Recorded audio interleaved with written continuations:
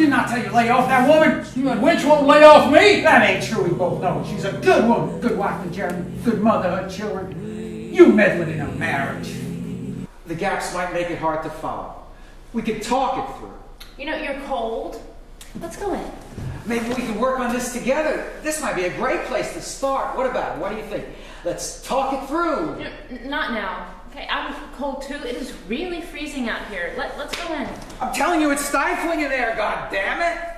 The radiators! Look, read out the first couple of lines. That's how we start. You read, we go line by line, out loud, through the argument. See if there's a better way, a shorter way. Let's collaborate. No, come on. I've been waiting years for this. This is something I want to do. Come on. Let's do some work together. We can't do it out here. It is too cold. I am taking you inside. Not until we talk about the proof. No. God damn it, Catherine!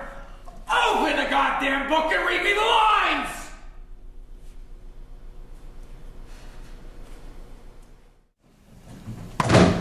Johnny, you've been chased all over the world. They stay right here in Brooklyn and will do just as good as you do. You've got 12, but they've got 12. I got 13. Oh, Johnny, 12. 13. 3 in Chicago and 1 in South Bend. 13. Oh, but you can't count the one in South Bend. He died of pneumonia. He wouldn't have died of pneumonia if I had shot him. Oh, Johnny, he died of pneumonia. You don't count. He counts with me. I say 13. No, Johnny. You got 12. Well, they got 12. The old ladies are just as good as you are.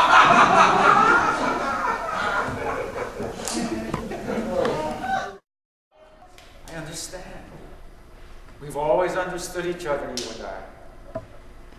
You know, Annika, you taught me something the day we came here. Me? Remember when we arrived?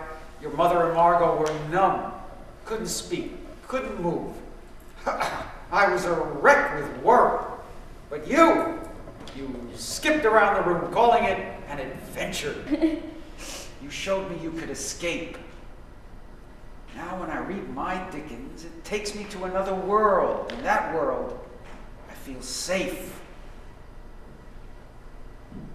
You have something too. A diary. You're lucky. Lucky. You can write. You can put all your thoughts, all your feelings down on paper.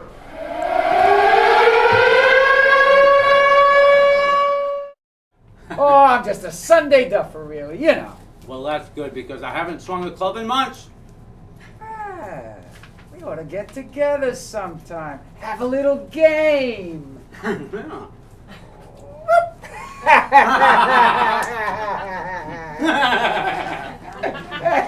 Hey, Austin, you play? No, I don't. I've watched it on TV.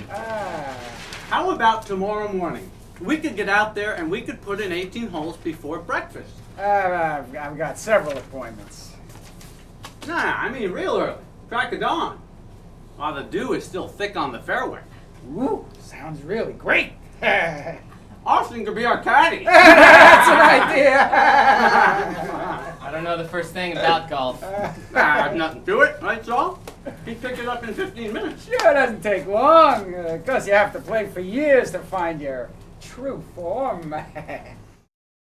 If you were a husband instead of a gnome, you'd share in my outrage and show indignation.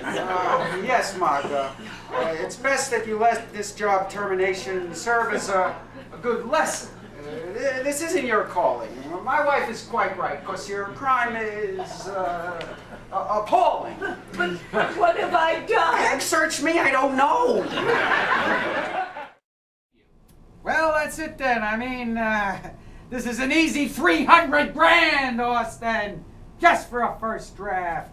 It's incredible, Austin. We got 3 different studios all trying to cut each other's throats to get this material. In one morning. That's how hot it is. Yeah? Well, then you can afford to give me a percentage on the outline then. You better get the genius here an agent before he gets burned. Saul's gonna be my agent. Isn't that right, Saul? That's right. Your brother's really got something, Austin. Been around too long not to recognize it. Raw talent. He's got a lot of balls, is what he's got. And he's taking you right down the river. 300,000, Austin, just for a first draft. Now, you've never been offered that kind of money before. I'm not writing it. See? Well, you're right, of course, Rupert. I get your point. I'm the man of this house. I'm in charge of this joint. I must screw up my courage. That's right. I'm no punk. My mother did not raise a coward. That's bunk. There you go. After all, Betty's my daughter too, and who pays for this wedding if not you know who? Attaboy. She can't use me to mop up the floor. Mr. Nice Guy is gone. He's bolted the door. Aces up. Wait till she gets a load of me. Now her head will be spinning in place. Holy cow! Pretty rugged at last. Rupert, get on the wire. Get Dickie here fast. Yes, right away, Captain. Hello, operator. This king of baked beans will defeat that dictator.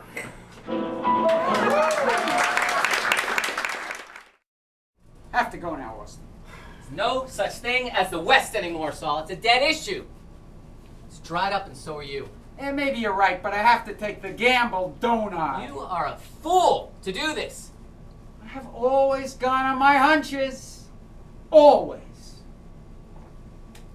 And I've never been wrong. Hey, talk to you tomorrow, Lee. All right, Mr. Kimmer. Maybe we could have some lunch. Oh, that sounds good. I'll give you a ring. Well, to tell you the truth, Austin, I have never felt so confident about a project in quite a long time. That's good to hear, Saul. I am absolutely convinced we can get this thing off the ground. I mean, we'll have to make a sale to television. That means getting a major star, somebody bankable. But I think we can do it. I really do. You don't think we need a first draft before we approach a star? Oh, no, not at all. I don't think it's necessary. Maybe a brief synopsis. I don't want you to touch the typewriter till we have some seed money. Fine with me. I mean, it's a great story. Just the story alone. You really managed to capture something this time.